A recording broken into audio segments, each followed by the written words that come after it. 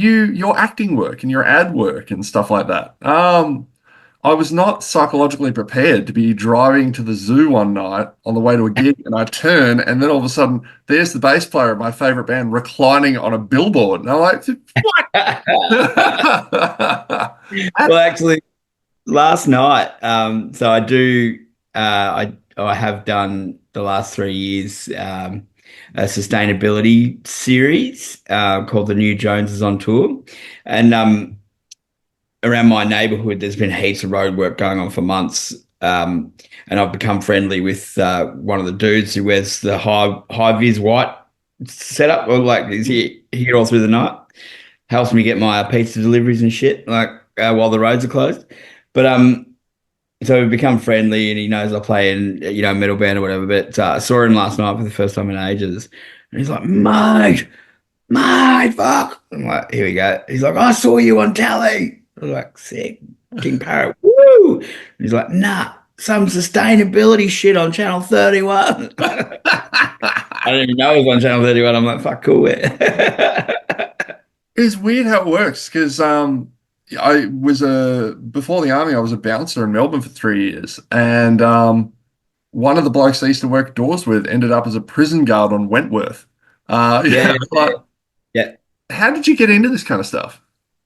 But with the acting stuff, definitely King Parrot, I have to thank for that. Like, after the Shit on the Liver film clip came out, I don't know if you've ever seen the other clip, A Little Matter Concerning the Soap. Yeah. That was literally a filmmaker who actually does really massive advertising campaigns over in the States, but based out of Australia. He reached out, we'd never met, whatever, and said, I would love to, do something with you guys. So being skeptical, but yeah, I think we were driving in between Newcastle show and Sydney show, and like he hired a hotel room and we rocked up. They did makeup, filmed us for like, an hour, and then we fucked off again. And yeah, from there, I've kind of managed to pick up acting roles, freelance sort of thing, probably around one or two a year since then. So it's actually, and they fucking pay awesome, so it's great.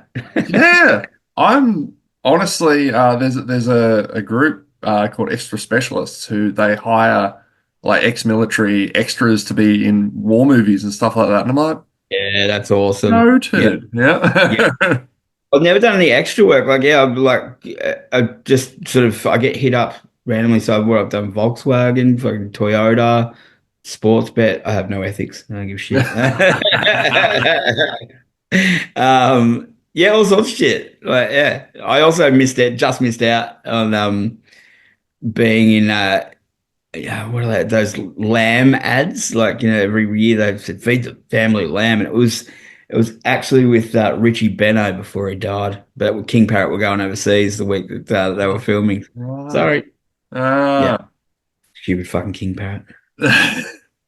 now I'm hoping you're gonna have all of the I have man flu at the moment, so I'm gonna need you Dude, I feel your pain. Yeah. lots of charisma. I need you to make up for my lack of charisma. Man flu, women think they know, like there's childbirth and then there's man flu. Like it's they don't So much, understand. so much more painful. And we remember so much more as well. Oh, awful. We're the real heroes, Slats. I mean, yeah, like people who get over pain, fuck off. Yeah. I remember it and I hold it dear. How I saw I Hate God and Goat Whore Oh last night, and man. Yep. yeah, got to chatting with your drummer, Oh and yeah, yeah, buddy. yes, so yeah, let's spill the beans, because this will be coming out tomorrow. Yep, yep, I'll yep. edit it up tonight. So yeah, dude, Weedeater, holy shit. Oh, fucking good. Um, so I guess we've been talking about it for a while, and I guess it was always our plan to, um, yeah, like in the past, before COVID, that sort of thing, we always ran our own festival, the Thrash Blast Grind Festival.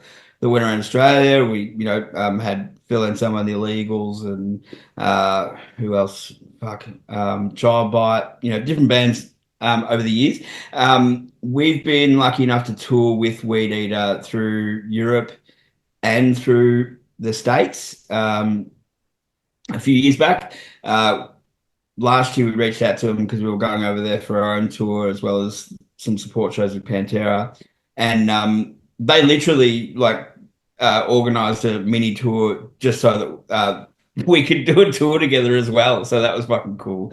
They're just the raddest bunch of dudes, and if you've ever seen them live or if you haven't, please fucking do because they are amazing. Like their albums are fucking terrible. Sorry, Dixie Shep, but nah, just kidding. But I think their albums are great, but in comparison to their live show, it's just fucking amazing. Like they are so, um, presence on stage as well as charisma and weirdness, and definitely Dixie's been a massive inspiration for me in terms of facials.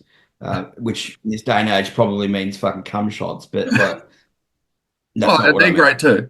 Yeah. I've got different facials for that. Yeah, I just hate it when it gets in my head, Let me So put my glass. this is called The Weed Meets the Speed. So One. I love it. So you are bringing out Astrodeath and CHOOF. Yeah, This fuck you. is so. What was the concept in bringing these kind of very disparate bands together? Well, look, I'll be the first to say that I'm just a shit kicker. I'm the third best bass player in King Parrot after Squiz and Youngie. Youngie is I guess, the brains trust in terms of putting together tour packages, but in consultation with the rest of us, we love CHOOF. CHOOF are on Youngie's record label, Dead Set, and we've done a few runs with them as well. Like I've sublet rooms with the drummer before, and just known them all for ages. Whilst they're playing in other bands, that sort of shit. So they're funny. They love heavy music. I love that they're called CHOOF and they're not really even stoners anymore. Or no, maybe they've just grown up to be discerning stoners where they Yeah. compare doctor's notes about the flower that they're fucking smoking.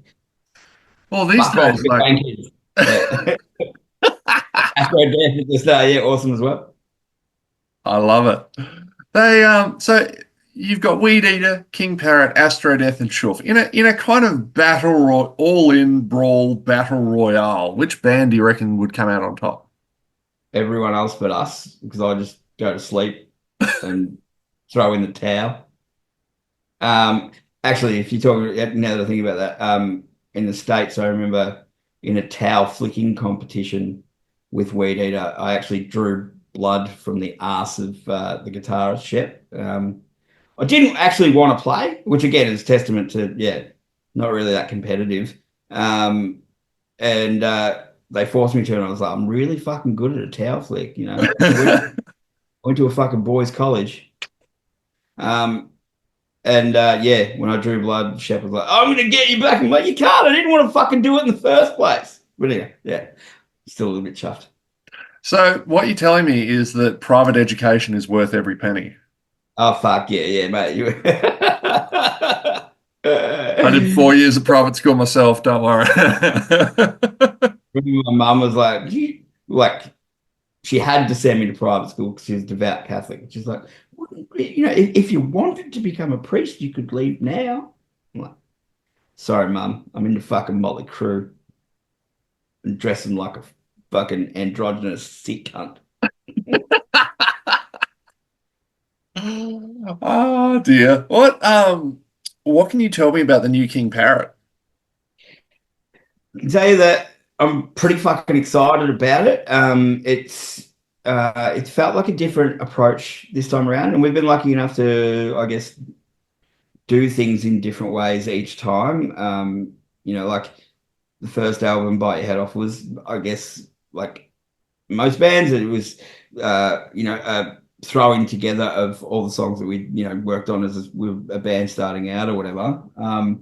And I fucking love that album for its the raw element of it. And then we were lucky enough to write, spend a month in like upstate New York writing a whole album, for the next one, and then recording it, at Phil's studio, uh, with him producing it with us. And again, what a fucking great experience. And then Ugly Produce, going back to sort of, the way, I guess, that long-term sort of prep, writing songs in the jam room, on a weeknight after work, that sort of thing as well. Like, accommodating the challenges of work life and shit like that.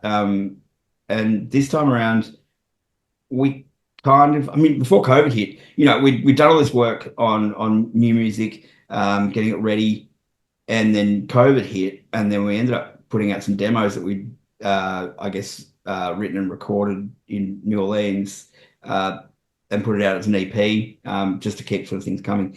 So, by the time we sort of got around to doing this album, we were like probably a bit apprehensive, like, being fucking super tough dudes and that who talk about their feelings.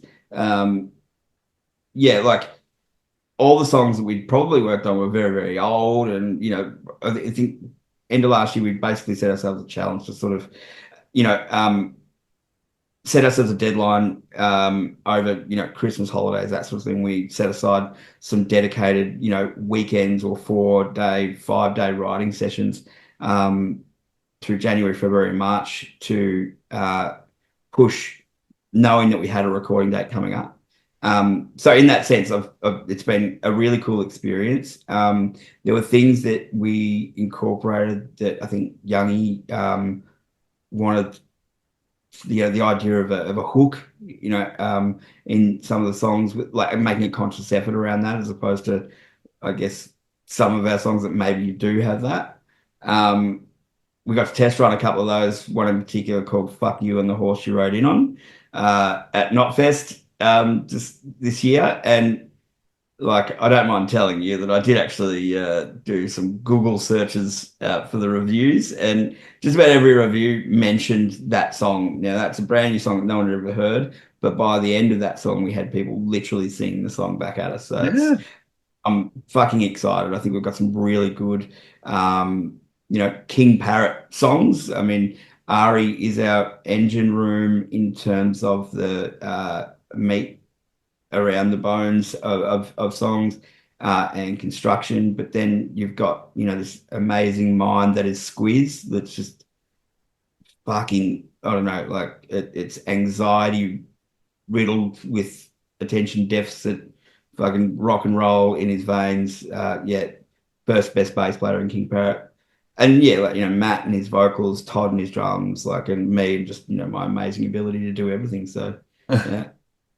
I'm really excited. Yeah. Oh, that's a long-winded reply, but yeah, fuck, I am really, really excited about the songs. And yeah, they're all done. We've recorded everything. We just finished up. I was doing some singing last weekend, so that's I guess in the mixing phase now. Yeah. Hell. I remember thinking it was a ballsy move that you were literally opened Knotfest with a song no one had ever heard of. Yeah, Right. yeah. I'm just there But going, yeah, look, it's not the Angels I'm ever going to see your face again, but like, to be able to, it just feels really, it's catchy. It's a fucking cool song. Like, along with, I can't wait for everyone to hear the rest of them. But yeah, like, that idea of being able to grab onto something, and grab onto something that's pretty fucking Australian too. Like, fuck you and the horse you rode it on. It's good. yes, you calling me out as the tall bloke looking with no shirt on, looking hot as fuck in Brisbane. That I'm so glad someone got that on video. Fucking sexy man, and I obviously knew this interview was coming up, so if I do this, say that you'd be kind to me. Mate, what can you tell me at this stage about the music videos? Is there a concept yet? Yeah. So, I initially, so we lost our very good friend Boyd, who was like the sixth member of King Parrot, who did all our artwork and was a really strong contributor around the ideas and treatments of our film clips in the past. So, I mean, look, we miss him every day, but I kind of took the opportunity because I've always been just the dude that will say dumb shit and whatever, be in front of the camera, and I love doing that. But yeah, it was good fun to actually write a treatment for a film clip for the first time.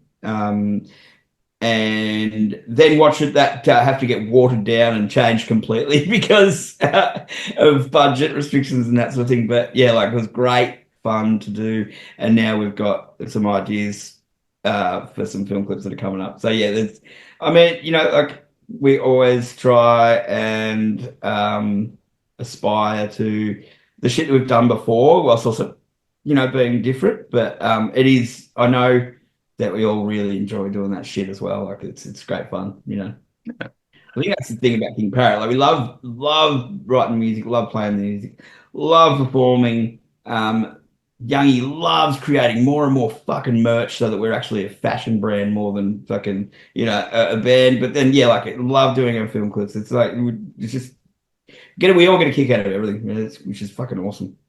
One thing that I've always loved about King Parrot is that you play this incredibly, abrasive, fucking, horrendous music, but you guys carry yourselves like you're the Foo Fighters. Like you put effort into your press shots.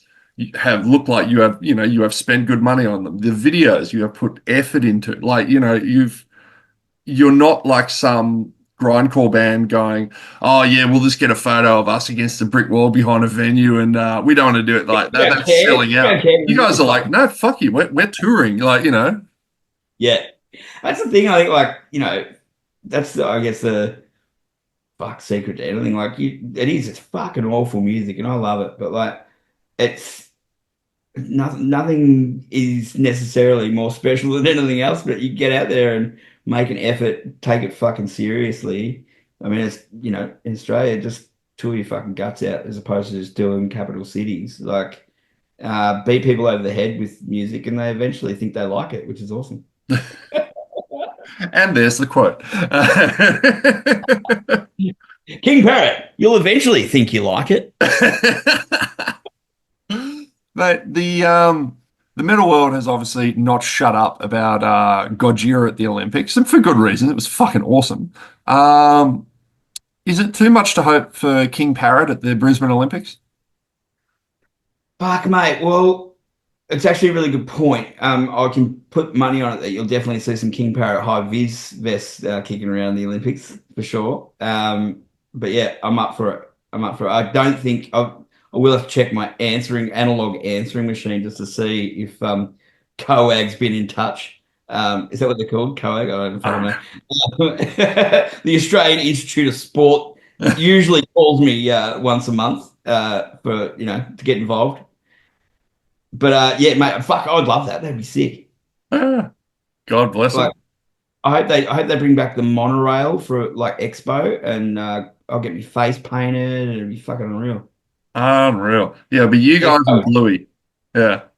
Expo was sick. I got my photo taken as the tallest man in the world at Expo, but he was on his break. He was sitting down, but he was still taller than me, so that was cool. Is that a Chinese bloke? I think he was Indian. I didn't actually get a chance. Like I said, he was on his break. He wasn't very Yeah. talkative, but I think I was an 8-year-old fat kid with his face painted, like, excuse me, sir. Look at my hacky sack. Not my balls. Yeah. Um, when I first saw you open for Phil Anselmo in 2019, I remember being reminded of Blood Duster, like from the onstage kind of chaos Yeah. to, the funny half-naked bass player, who was, Yeah. Yeah. wisecracking and stuff. But, Mm, but better. yeah, of course. Oh, Jason, rubbish. Awful. Yeah. Yeah. I totally, I definitely, I mean, personally don't shy away from like, the inspiration. Like they let it all hang out. I mean, my inspirations, and I think like whether it's music or attitude or whatever, is being Australian. Like Cosmic Psychos are another massive influence, I think, on all of us as well. Like, um, just yeah, let it all fucking hang out, and who gives a fuck, like entertaining each other. And if we can entertain each other, then hopefully the people who are watching us will enjoy it too. Like, but yeah, I've always loved Dustus. Like the first metal band that I was in, we did a cover of like what Christmate song, which was loose. It went for 9 minutes, really filled out the set. We had Blood Duster song, Bean Flipper, and a Damage song, I think.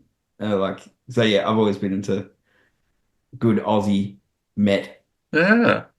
What what were some of the what were some of the albums that changed your life? Um, fuck, like it's definitely. I mean, not necessarily a specific album, but Sabbath. Like I think I've always found like as you get older, like the stuff that you listen to in your formative years is what you always go back to. And the rest is like musical fodder, the chaff bag of music. Like, I get into fucking everything these days, but like I'll, you know, over listen to something for, a week or 2 weeks and then find myself going back to, listening to yeah, Sabbath. What else was there? But yeah, like Blood Duster, all the Blood Duster stuff, Cosmic Psychos, the Meanies were huge for me when I was younger. Uh, but then, like as I've gotten older, about NWA, fucking Yeah. still massive favorite.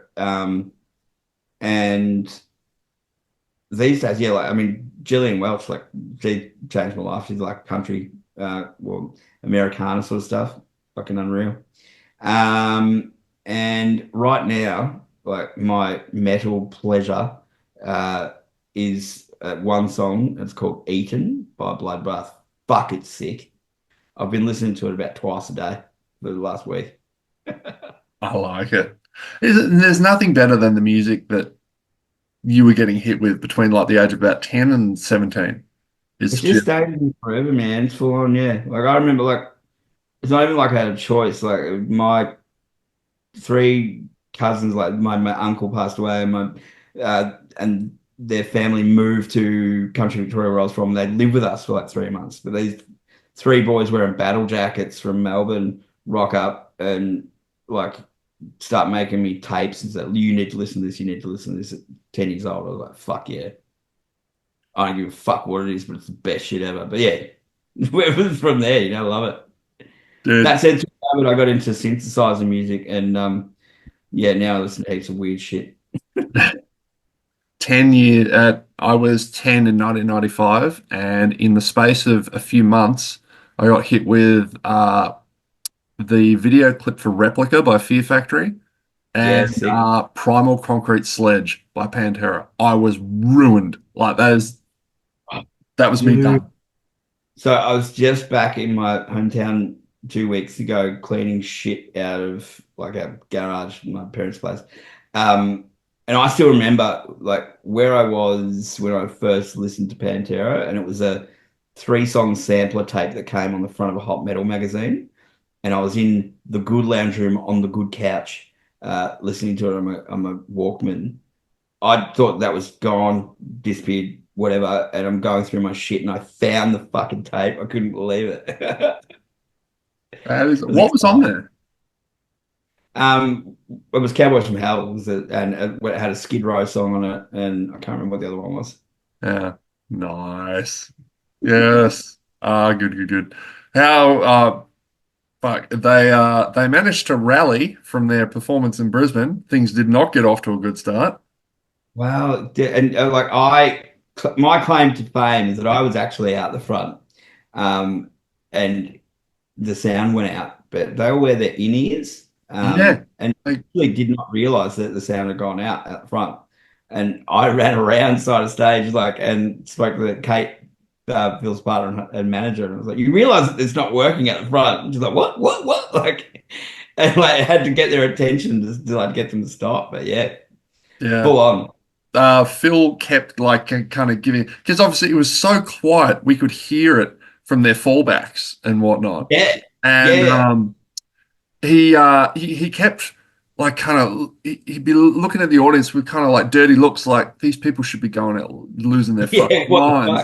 fuck? He paid all his money for a kabuki screen, which is one of my favorite things, that drop down curtain. Fuck, Yeah. that's sick.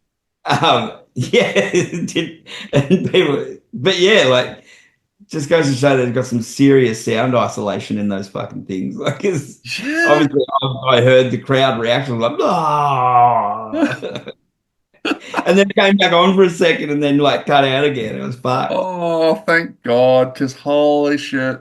And what really annoyed me is that I,